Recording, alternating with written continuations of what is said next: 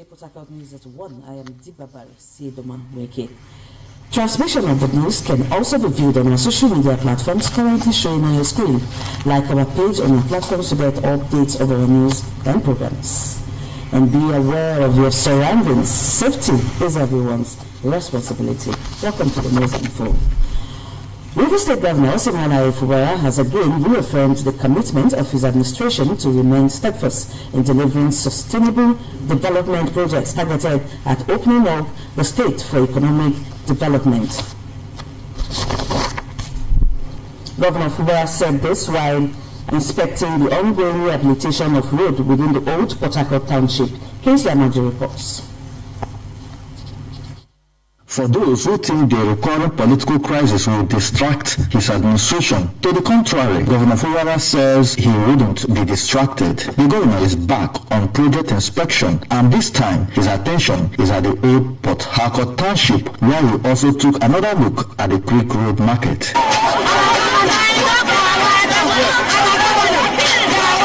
Governor Fubara described the projects as central to the infrastructural upgrade of the old Port Harcourt Township, noting that the modernization of the facilities at the market would help to improve commercial activities in the area. You can see the difficulty driving through the Creek Road and what is happening there, because we don't have good settlement for marketers. So if you fix this market, those people trading along the street will vacate the street and they will be inside the market. And when they're inside the market, the road can also be fixed properly. And the beauty of the town will start reflecting. That's just what we're here. I promise our people, no matter the situation that we're into, we will not lose focus. The governor inspected ongoing and completed projects. The road rehabilitation works span from Borokri through all major streets in the old township and are delivering lasting infrastructural upgrade in that axis of the city. In Port Harcourt, Kingsley Amajiri, NTA News. February 4 every year is commemorated as World Cancer Day. It is a day dedicated to increasing awareness on cancer and promoting early detection, among other things. Chidimma reports that the theme for this year's observance is United by Unique. In my own case, because I detected it early, I didn't have any pains, I was not sick, I didn't have any discharges, I didn't have any blood, I didn't have any wound, there was nothing wrong with me. I just examined my breast as they advise us to. They tell us to do a self-breast examination once every month, and I did that, and I found that I had a lump in my breast, and that put me on the alert, and I went to see the doctors.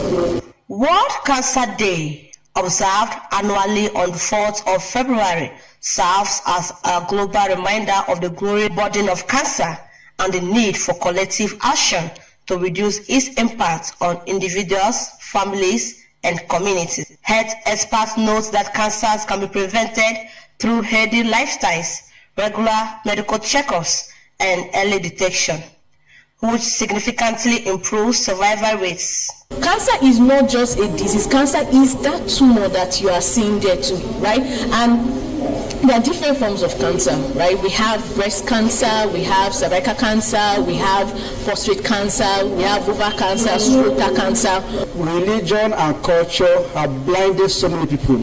So a day like this make us loud. And even now, for this year, throughout this month of February, that's an activity trying to enlighten. That is very important because let people know that cancer is not a death sentence, that is treatable and curable if we detect it very early. They emphasize the importance of avoiding tobacco use, maintaining a balanced diet, engaging in regular physical activity, and seeking timely medical advice when unusual symptoms occur. When you notice that you have a lungs, like the female, when you notice a lungs, please do well to come to the hospital. World Cancer Day reminds everyone that with early detection, proper care, and shared commitments, many lives can be saved. In Port Harcourt, Chidimma Nwuke, NTA News. The House of Representatives has commenced investigation into the concession of all federal air and seaport terminals, as well as other related shipping activities carried out between 2006 and 2025. National Assembly correspondent Mitaire Ipe reports that an ad hoc committee for the probe has invited relevant agencies and concessionaries to give account of their operations. The federal government's decision to concession key national assets, including airports and seaports, was to modernize infrastructure and improve service delivery as well as revenue generation. Nearly 2 decades after the commencement of the concession arrangements, the House of Representatives says a comprehensive review of their outcomes is necessary, following complaints of operational challenges and systemic gaps within the concession framework. Kolawole Akinlayo, who chairs the ad hoc committee, hints that the investigation will focus on compliance with applicable laws and revenue performance, among other critical areas. We will also hear from the users of the system, labor unions, freight forwarders, airline, shipping operators on operational realities and service outcomes. Independent experts, auditors will be invited to provide objective assessment of the economic and governance impact. We envision works that are efficient, corruption-free, digitally driven, investor-friendly, and capable of supporting Nigeria's ambition as well-as logistic and maritime. Nigerians deserve to know whether these concessions have enhanced national competitiveness, protected public assets, and contributed meaningfully to the economic growth, employment, and revenue generation. Agencies expected to appear before the House for the investigation include the Nigerian Ports Authority, concessionaires, Nigerian Maritime Administration and Safety Agency, NIMASA, Nigeria Customs Service, the Bureau of Public Procurement, and the Nigeria Shippers Council. From the National Assembly, Mitaire Ipe, NTA News. Legal taxes and levies have become a growing economic concern as unauthorized levies imposed outside legal framework continue to burden traders, transporters, and small businesses. Society watchers say the practice not only increases cost but discourages investment, slows growth, and weakens government revenue. Correspondent in this report takes a look at the impact of illegal taxes on revenue and development. Taxes are unauthorized levies imposed on individuals or businesses by persons, groups, or even institutions that lack the legal backing to do so. Findings reveal that these illegal taxes and levies have a severe negative impact on government revenue and economic development. Traders in marketplaces, transport operators, and small businesses are frequently victims under different names by touts who rarely remit these forms and lack legal approval. Refusal to comply often results in harassment, confiscation of goods, or denial of access to workplace. When they come for baskets, they come for waste, and I tell them that this thing is double taxation. What's the sense of the basket? And to avoid problem, we just pay, you understand? And that is one thing that is keeping this country like this. See, the masses are poor. The people are poor. We should be thinking of how to help the citizens of this country. When somebody is gainfully employed, then you can tax that person. Without force, they disturb us, followed well. We don't buy ticket. If you don't buy ticket, they will come scatter your motor. Say from Lumana to Eleme Junction, Atrare, Unukurushi, do the agreement taxi driver and bus driver and the KK bus driver carry small money, this house. In the past 5,000, I beg. That's what we allow us to carry money.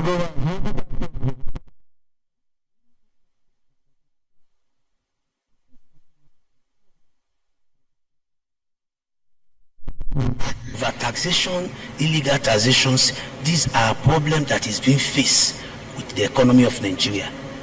And if the taxes are not controlled, even those who want to come and invest, we don't want to come and invest. Illegal taxation is an extortion, and it remains illegal and inconsistent with the instant law providing for taxation of a state.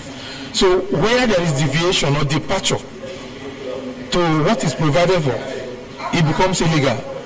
To address the issue, many believe that governments must implement fair, clear and consistent tax policies to encourage compliance and transparency for a more friendly business environment.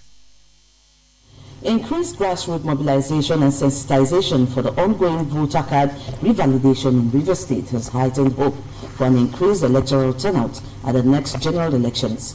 Robinson Jataide has an update on the exercise. Independent National Electoral Commission (INEC) is carrying out a voter card revalidation exercise to enable Nigerians update their cards in areas such as change of address where necessary. Those who have recently attained the universal adult suffrage age of 18 can also utilize the window to register to obtain a voter card. In Rivers State, citizens are taking advantage of the exercise to update their cards, preparing to exercise the right of voting. I came in because I had a defaced ID card, a decayed voter's card, and the process is not hard.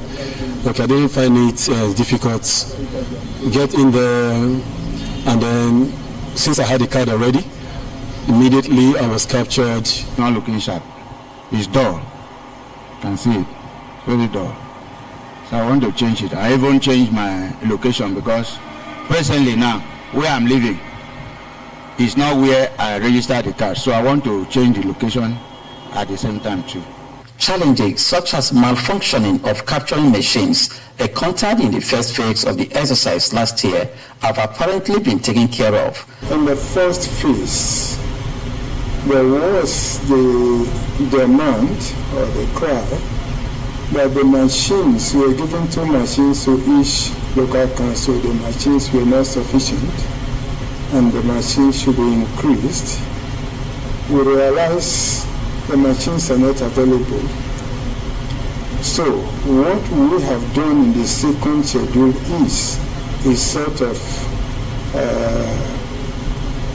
devolution of the machines to the wards. So since the 2nd of February 2026, we have put up a schedule in which the machines will be moving from one ward to the other. The second phase of the revalidation commenced from 5th of January to end in April 2026. Capturing machines are being moved to political wards, where political, traditional, and religious stakeholders are mobilizing their people from the grassroots to obtain the cards. Although by this second phase, the distance between the registrant and our officials is drastically reduced because they are now coming to the ward, they are now coming to the local council office.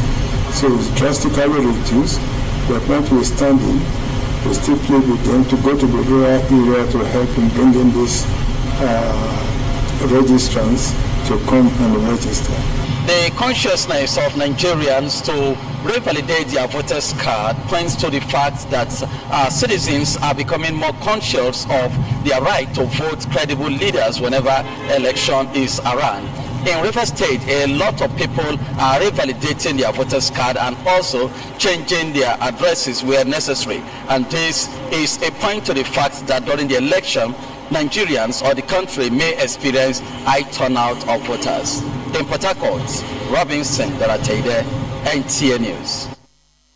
You're still watching NTA Port Harcourt News at 1. There'll be more reports right after the break. Please don't go away. Yes, my name is Angel Delaf, comedian of the Federal Republic of Nigeria, Guinness World Record holder. Is birthday boss! Yes, live NTA Port Harcourt. I tell you the best of all of the truth. You're thinking of where you're going to have a celebration of a lifetime. You bring your kids, your family, everyone, anything love. We connect memories, we connect moments of laughter, dance, gift, name it all. And that platform is only for Birthday Boss. The right atmosphere for your business to get the world at its best. It's Birthday Boss. Every last Saturday of the month, the time is 12 noon. The venue is the headquarters here, NTA Port Harcourt, Rivers State, Uboba. Tell somebody to tell somebody to tell somebody. It's Birthday Boss. Never a place as sweet as it. Yeah, so choosing the whole Janja, some Jago choosing it. So good is a go Jago sing Jago, some Jago sing the interpretation, please. My name is Angela Love, comedian of the Federal Republic of Nigeria, Guinness World Record holder. Tell somebody. Welcome back. The Joint Task Force Northeast Operation Hardin Kai has reinforced civil military operations following high-level visit from the United Nations Department of Safety and Security (UNDSS) and the International Committee of the Red Cross (ICRC) in Borno State. UNDSS Deputy Director of Field Operations Florence Posson commended the military for protecting civilians and aid workers, noting the partnership would enhance safe humanitarian access to vulnerable communities. Theatre Commander Major General Abdusalam Abubakar assured continued security situation has likely been contained. Vigilance remains critical. Similarly, ICRC Head of Operations Yamish Bubhill called for deeper collaboration to sustain healthcare, family reunification, and nutrition program for displaced persons. Abubakar described the ICRC as a dependable partner and reaffirmed the military's commitment to humanitarian efforts, adding that improved security has expanded access for aid delivery. The engagement highlights ongoing efforts to promote security, peace, and economic stability across the Northeast.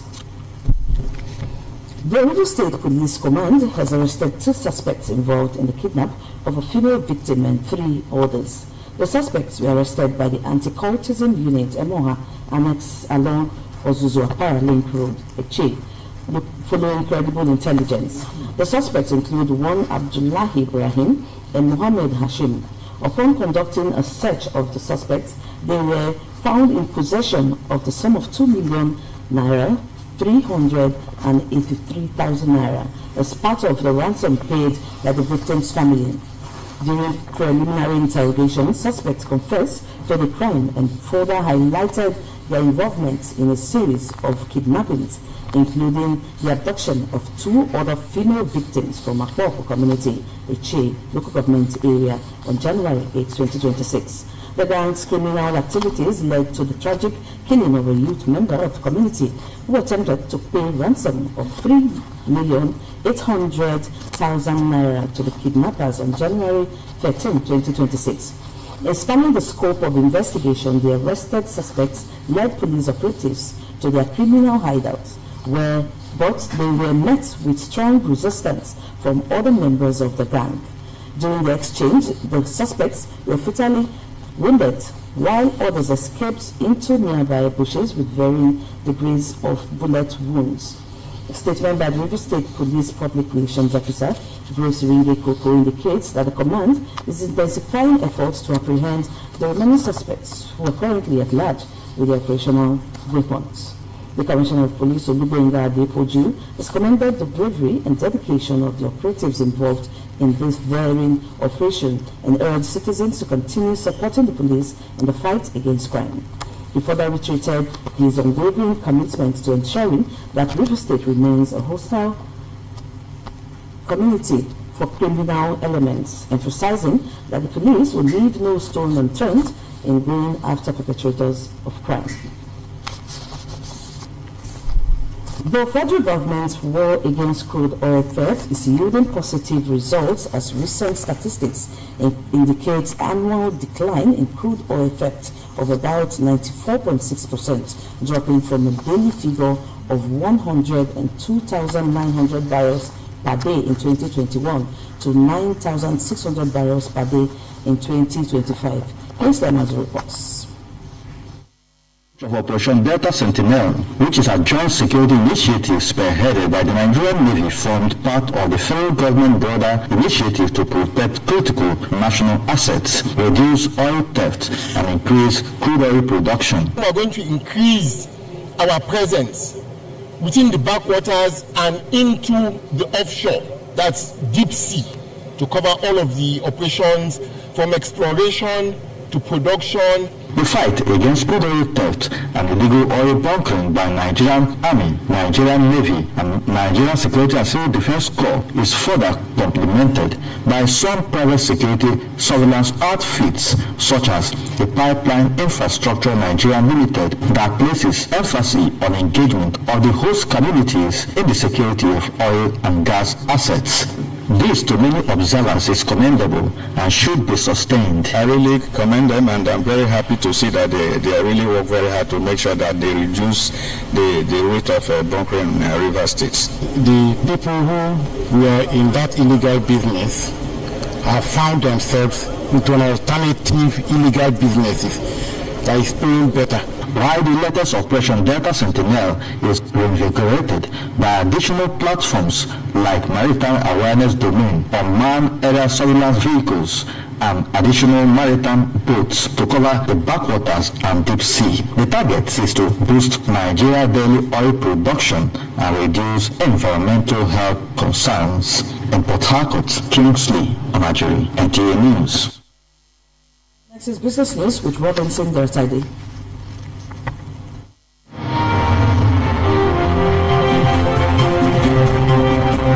The Minister of State for Petroleum Resources, Oil, Eneke Lokpobiri, has stated that Nigeria achieved a major investment breakthrough in 2025 with the signing of 28 new field development plans valued at $18.2 billion, which carry an estimated production potential of 1.4 billion barrels of oil. Lokpobiri disclosed this on Tuesday in Abuja while delivering his ministerial address at the opening ceremony of the 9th Nigeria International Energy Summit 2026, saying Nigeria had emerged as Africa's leading destination of oil and gas investments, with 4 of the 7 major final investment decisions announced across the continent between 2024 and 2025 taken in the country. The Nigerian Stock Exchange gained ground on Tuesday as banking stocks and selected industrial equities drove the market capitalization higher by 340 billion naira, closing at 106.5 trillion naira. A total of 737.1 million shares were exchanged in 45,994 deals, representing a total turnover of 24.37 billion naira. Compared with Monday, trading volume fell by 3%, while the number of deals declined 17%. Despite the lower volume and deals, turnover recorded a 32% increase, reflecting strong investor interest in higher value. Still on business news, Nigeria's financial technology sector recorded a remarkable 70% growth in 2025, defying a challenging global economic environment. According to the Central Bank of Nigeria, the findings published in Monday's report titled "Shaping the Future of FinTech in Nigeria: Innovation, Inclusion and Integrity" highlights Nigeria's emergence as a leading digital financial hub in Africa. For business news, Robinson Dertide. And that's NTA News at 1, but just before we go, a quick reminder that you can watch our news streaming live on our social media handles currently showing on your screen. Like our page on Facebook to get updates of our news and programs. You can also watch all our news at NTA Port Harcourt on Star Times channel 103. Thank you for watching. Good afternoon.